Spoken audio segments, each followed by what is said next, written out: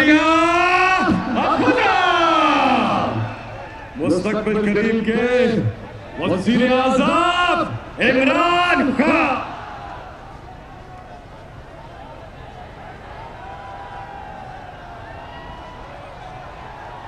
بسم اللہ الرحمن الرحیم.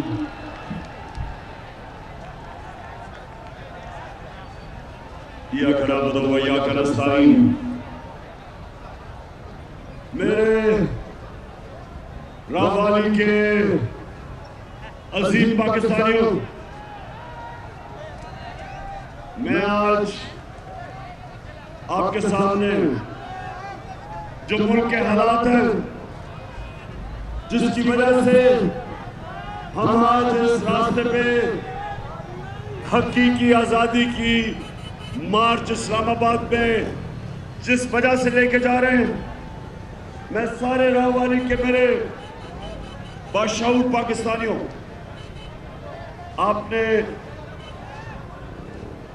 میری یہ جو بات غور سے سننی ہے، کیونکہ میں چاہتا ہوں کہ جب میں اسلام آباد پہنچوں اور میں آپ کو کال دوں تو آپ نے میرے ساتھ مجھے اسلام آباد میں ملنے کے لیے اس ملک کی حقیقی آزادی کی جہاد لڑنے کے لیے آپ نے سب نے میرے پاس آنے.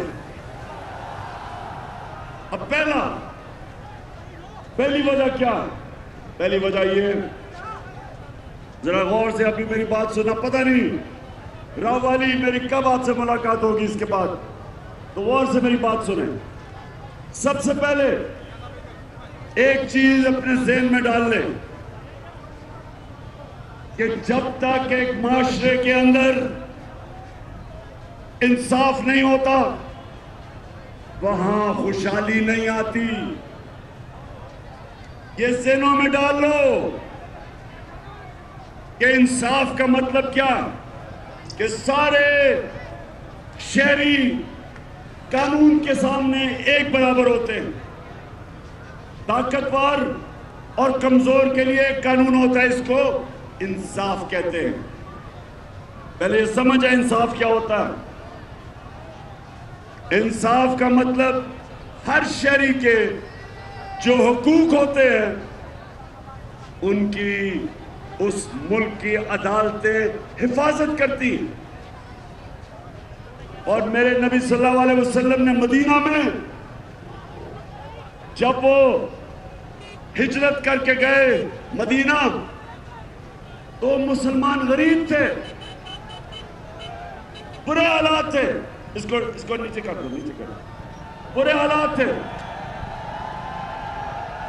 لیکن میرے نبی صلی اللہ علیہ وسلم نے سب سے پہلے عدل اور انصاف قائم کیا. خوشحالی بعد میں آئی، پہلے انصاف آیا. میرے سامنے سنگاپور ہم جاتے تھے، غریب علاقہ تھا، کہاں پاکستان اور کہاں سنگاپور. ہم سب سے تیزی سے ترقی کر رہے تھے 50 سال پہلے، 55-60 سال پہلے. سنگاپور آزاد ہوتا ہے، ایک ان کا لیڈر آتا ہے اور سب سے پہلے انصاف قائم کرتا ہے. سنگاپور میں سب سے پہلے کمزور اور طاقتور کے لیے ایک قانون بناتا ہے، کرپشن ختم ہو جاتی ہے. پاکستان آج ہماری اوسط آمدنی تقریباً $2000 ہے. سنگاپور اور ہماری اوسط آمدنی 55 سال پہلے ایک ہی جتنی تھی. کیونکہ سنگاپور میں انصاف قائم کیا، آج ہماری تقریباً $2000 ہے. سنگاپور کی $60,000 اوسط آمدنی ہے. آگے نکل گیا کیونکہ اس نے رحمت للعالمین میرے نبی صلی اللہ علیہ وسلم سب انسانوں کے لیے رحمت بن کے آئے تھے. جو بھی ان کے راستے پہ چلے گا، چاہے وہ مسلمان ہو یا نہ ہو، اللہ کی نعمتیں برکتیں آئیں گی، خوشحالی آئے گی.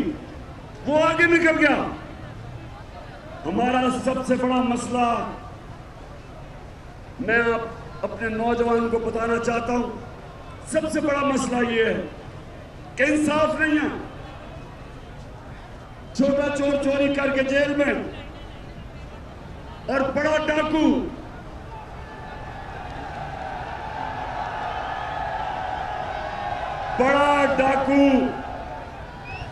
جوتے پالش کرتے کرتے چیری بلاسم آج پرائم منسٹر بن گیا. ذرا یہ ذرا سنیں. اور کیونکہ میرے عظیم لیڈر، میرے اللہ کے پیغمبر، انہوں نے، میں چاہتا ہوں ساری قوم میں، بلکہ انشاءاللہ جب ہمیں اللہ نے حکومت دی تو میں چاہوں گا کہ ان کی حدیث ہر اسکول میں لگی ہو، ہر یونیورسٹی میں لگی ہو، ہر آفس میں لگی ہو. اور وہ یہ کہ میرے نبی نے کہا کہ تمہارے سے پہلے بڑی قومیں تباہ ہوئی. جو جب چھوٹا چور کرتا تھا تو جیل میں، چوری کرتا تھا وہ جیل میں، اور بڑے ڈاکو کو جو قومیں نہیں سزا دے سکتی تھی وہ تباہ ہو جاتی تھی. اب یہ شہباز شریف کا ذرا سنو. اس کو 16 ارب روپے کی کرپشن کے کیس میں سزا ہونے والی تھی، جبکہ اس کو بچایا گیا، سازش کے تحت اس کو اوپر بٹھایا گیا. اور جب یہ اوپر بیٹھا 16 ارب روپے کا FIA کا کیس تھا. جب سے یہ اوپر بیٹھا، یہ ذرا غور سے سنیں. میں بند کروں کیا کروں؟ سنیں ذرا. سب سے پہلے چار گواہ تھے جن کے نام پہ اس نے 16 ارب روپیہ لیا تھا. اس میں گلزار احمد، وہ چپڑاسی تھا رمضان شوگر مل میں، وہ مر گیا، پتہ ہی نہیں چلا مرا کیسے. مزمل راجہ، وہ کیش بوائے تھا رمضان شوگر مل میں، وہ ہارٹ اٹیک سے مر گیا. یہ 2 مہینے میں آتے ساتھ ہی، ان کے پہلے 2 مہینے میں وہ مرا. غلام صابر جو مزمل کا رشتہ دار تھا، وہ ہارٹ اٹیک سے مر گیا، بھائی تھا، وہ ہارٹ اٹیک سے مر گیا. مقصود چپڑاسی جس کے اکاؤنٹ میں 4 ارب روپیہ آیا تھا، 400 کروڑ روپیہ، وہ ہارٹ اٹیک سے مر گیا. ڈاکٹر رضوان جو FIA کا انویسٹیگیٹ کر رہا تھا یہ کیس شہباز شریف کا اور بیٹوں کا، وہ انویسٹیگیٹنگ آفیسر، وہ ہارٹ اٹیک سے مر گیا.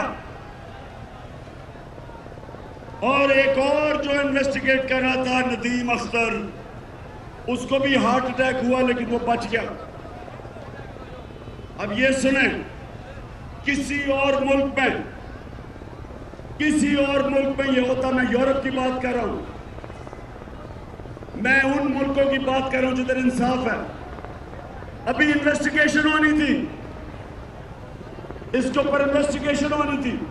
کسی نے نہیں پوچھا کہ کیسے سارے لوگ جو گواہ تھے سب مر گئے. اور اس کے علاوہ رانا ثناء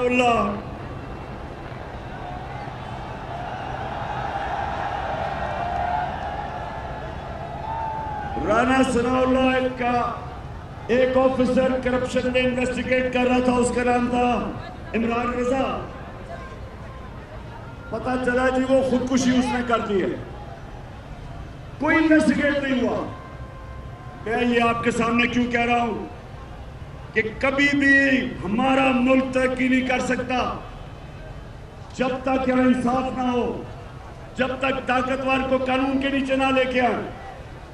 میں نے 3.5 سال جو میں اقتدار میں تھا پوری کوشش کی کہ بڑے بڑے اس ملک کے جو مجرم اور ڈاکو تو 30 سال سے اس ملک کو لوٹ رہے تھے. میں نے پوری کوشش کی کہ کسی طرح ان کو سزا ہو, لیکن خفیہ ہاتھ تھے, ان کو سزا نہیں ہوتی تھی. کبھی جج بینچ ٹوٹ جاتا تھا, کبھی کمر میں درد ہو جاتی تھی کسی کی, کیس لمبا چل جاتا تھا. ہم کچھ نہیں کر سکے کیونکہ نیب میرے ہاتھ میں نہیں تھی. جو نیب کنٹرول کر رہے تھے انہوں نے ان چوروں کو بچایا جو آج ہمارے اوپر مسلط کیے ہوئے ہیں. اور جب سے یہ آئے ہیں, راہ والی یہ سن لو, جب سے ینگ کسان ہیں, یہ چاول کا علاقہ ہے, کسانوں کو آج پتا ہے کہ ہمارے وقت پہ ڈیزل جو ٹیوب ویل پہ استعمال ہوتا ہے, ٹریکٹر پہ استعمال ہوتا ہے,